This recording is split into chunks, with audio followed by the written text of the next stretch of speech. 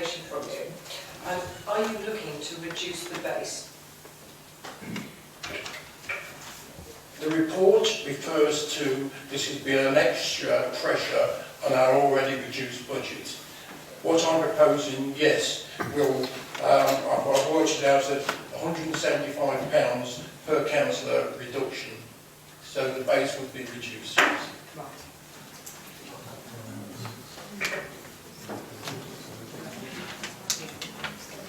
Point of clarification. Are we allowed, under the system, we've had the review by the independent panel, we can change it. Are we allowed to change it for 1 year and then change it again the year after? Or do we have to go back to the independent panel?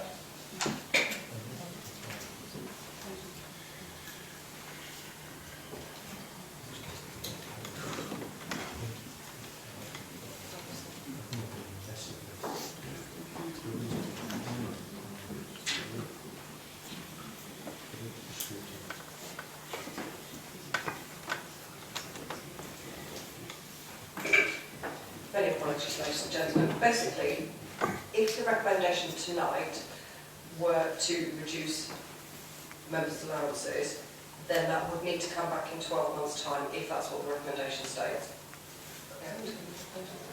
Currently our proposal does not say that. So if the proposal that you were looking for was to review it in 12 months' time, that needs to be reflected in the wording of the proposal that you made.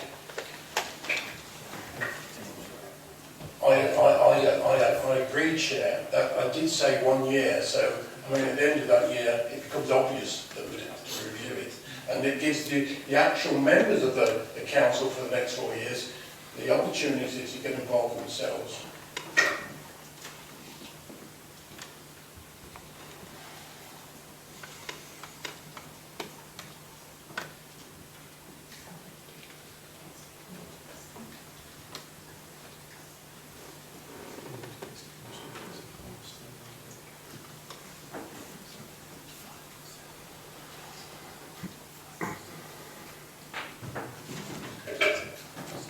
So for absolute clarity, Councillor Gale, the way that I have had your proposal from what you've said is that you're looking to reduce the base by 5% and you'd like a review of the scheme in 12 months. Yes, Chair. May I ask, obviously you've proposed that initially, and Councillor Becky? No, I only did the 2.4.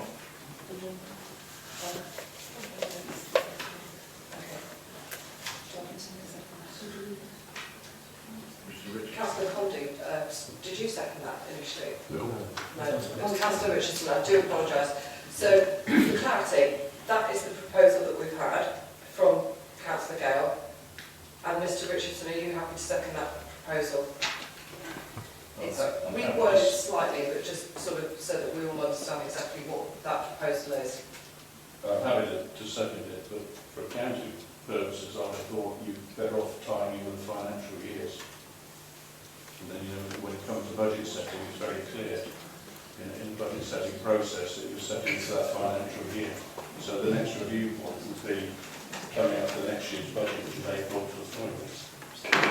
I've sort of been informed that sort of we have a municipal year with new councillors and whatnot, so we have to work on the municipal year. Yeah, thank you. Point of order, Chairman. Okay, thank you, Mr Walters. With apologies. You're currently allowing debate on the amendments, but not on the substantive item. Does that mean you're returning to 2.1 and 2.2 after the vote on the amendment? If not, we will debate.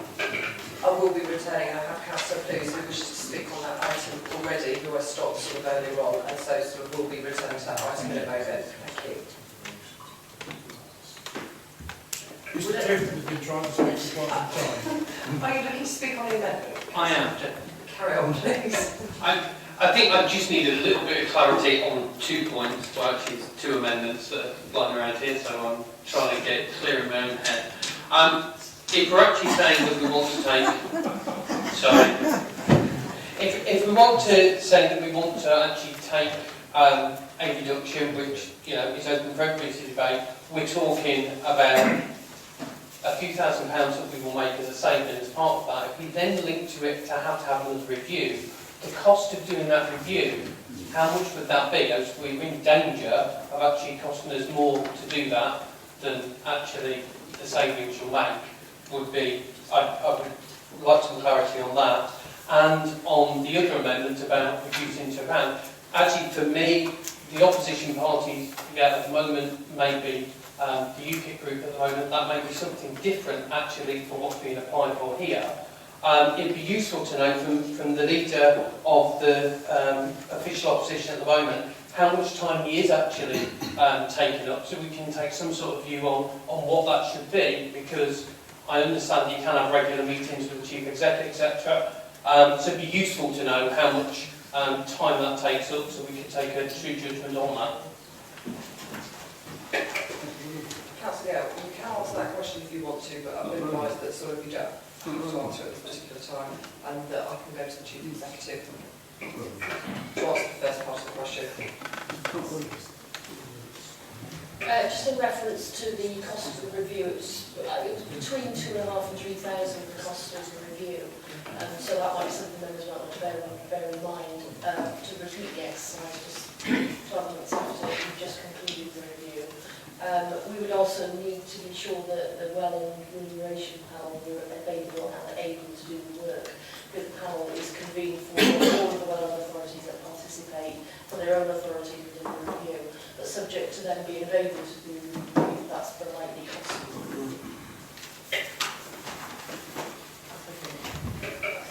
Thank you, Chair. If I was going to be political, and I think people know I'm not, but if I was going to be political, I'd have come tonight and said, not 10% off, not 15% off. Let's go to the good politics. Councillor Walters has spoken a bit of common sense tonight. The report isn't a brilliant report. I think the panel, unfortunately, were left with a very difficult position. They knew what our financial position was, so I wasn't the only one who made it clear to the panel that our financial position was such that any increase was likely to fall on stony ground, as we found tonight. So whether or not I called for an amendment to go for 10% or 20%, that was exactly what I told the panel, that we were in a difficult position and therefore make adjustments when they did. So we got back from the panel what I expected, which was a sit on our hands result. But it's unhelpful, and it's unhelpful on Councillor Waters' absolutely right. It's unhelpful for a number of things. It doesn't look fair, and I'm also concerned. When I first joined this council, we had an extremely good leader. No slight on our current leader. He does a great job, but we had a very good leader called Kim Lee. Those of you who were around when Kim was around, and Kim could not afford to give up his career and his job and become a leader. Now, time was a factor, but if I was in his boots, there's no way that I would have become a leader because of the allowance that you get. There's no way you can put yourself forward.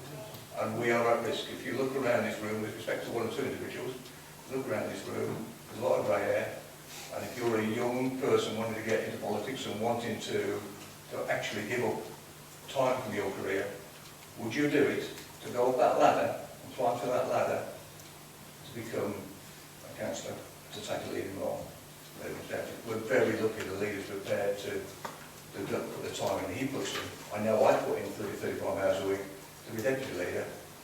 You're going to get very few people who haven't got the wealth and the wherewithal to do that off their own simple plan. So I think the report writer has missed the point altogether, missed the opportunity we've got to encourage more people. I'm hoping that this next election will be some young people, and not yet again, the typical age of the council we're told is 58. A lot of us in this room are over 58. And I don't think if we go for the simple political point tonight, let's not 5% off and isn't that good headlines, I don't think that's going to do the trick for us at all. What would do the trick, in terms of medium-term financial plan, is if we said, we'll freeze it yet again. That's 5%. We're proud of it. But the next council decide they want to increase it again, make changes, that's up to them.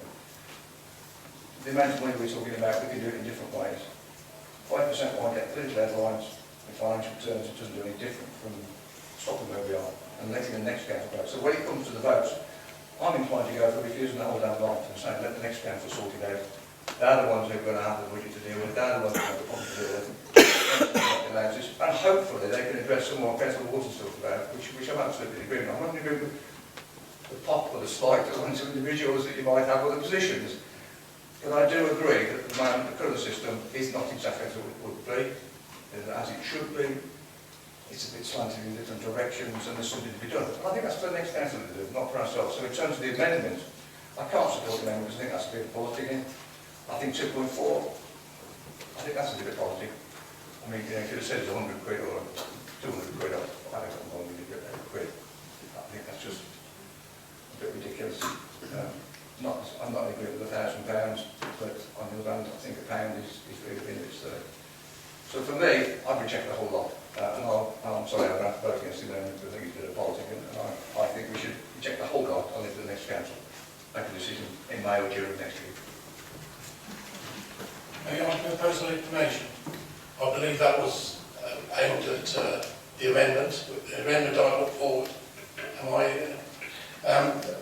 The reason I've made that, I'm thinking about it all day today. We are one of the highest council tax authorities in the country. We are having to cut services quite considerably, and it seems right and a good demonstration to the public that we are there for their goodwill. And by a reduction of a mere 175 per person, but I don't know what the total budget is, it's something like £200,000 for all councillors. To reduce that by 5% is £10,000. It demonstrates to the public that we are doing our best to keep the best service we can, but it's not a political matter. That's my personal explanation to what Mr. King has just said. So the two main points is really that needs to be to clarify facts, not necessarily sort of others' opinions. So, are there any facts that you'd like to confirm as a result of what council? Well, the two obvious facts. It was stated that it was a political move. Well, it's not a political move. We are one of the highest council tax authorities in the country, and we are having to significantly cut services. Thank you. Thank you, Councillor Gale. Councillor Baines, is it about the amendment? Madam Chairman, I wouldn't presume to do anything It does seem to me, Madam Chairman, I think Mr. Gale is making a very good point on his 2.4. I'm reminded of the learned judge who, when I think it was Tesco, but one of the multiples, prosecuted an elderly lady for shoplifting a loaf of bread. The learned judge gave a judgment that they were quite right in law, and he awarded them damages of a halfpenny. And I think that is the point that Mr. Gale is making, various other members have made, and I would support that. The £1 is not a derisory sum, it is an evidence of certainly some members of this council that we have to do it legally. We've heard from the Chief Exec. We wouldn't choose to do it. I won't go into the reasons, but we wouldn't choose to do it. Therefore, we'll go for the minimum.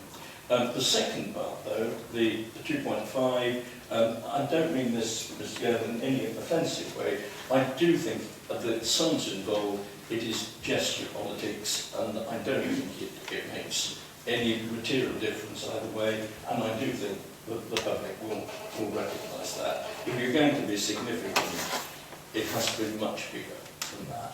So I can support 2.4, I couldn't support the new 2.5.